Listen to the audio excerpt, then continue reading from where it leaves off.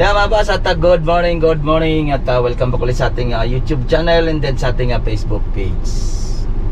Araw ng Martes. Okay, at November 12. At update na natin tong block 18 natin. Nagpa-flooring na tayo kahapon sa garahe. And then nagpa-deliver na tayo ng buhangin para mapalitadahan na yung ating sa loob ng kitchen. Ayan, at tapos din sa garahe. Tara, check na natin. Let's go. Ayan mga boss, at pa-deliver na tayo ng buhangin dito. Dahil ay plastering na tayo. Ito, nakabuhusan na natin. Ayan, nakabuhusan na natin to. Okay na. May kanal tayong ilalagay dyan para pag wash dito sa garahe, hindi mababasa yung kanyang kalsada. Kumbaga may sariling drain yan dyan. Hukayan natin muna. Okay, tubo para dito yan sa may terrace natin. At lalagyan pa ng pit-trap yan. Okay, buhusan na. Dito yung may laundry niya. Maliit lang naman yung washing lang naman dito. Yung drain, yung yan lang tayo nalagay ng gripo. May outlet. Pasok na pasok dito yung kanilang mga boss. Ang kanilang wego. Ang kasya. Tsaka or kotse. Pasok na pasok dito. Sama. Ito, ayan, palitada na sila.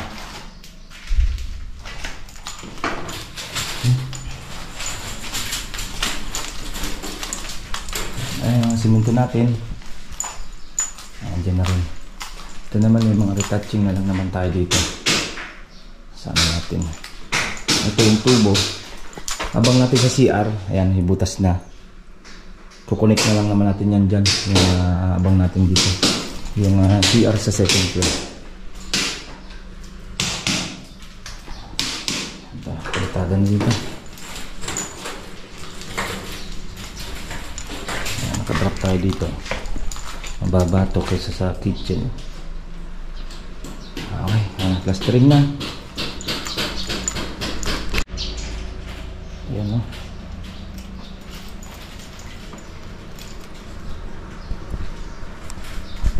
Ito, palitada na rin naman to.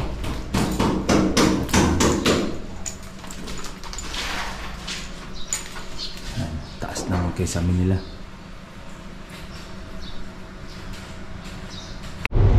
Yeah boss, yan ang ating kunting pasilip. Block 18 naman to ng Jasmine project natin. Limabrosa pastry pa rin mga boss. Okay, at palitada na tayo. And then sunod yan kaysa mina. And then pintura. Patapos na rin tayo dyan. By December siguro finish na tayo dyan.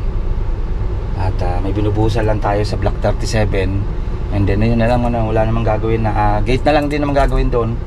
Then bagsak na yung mga tropa dito sa block 18.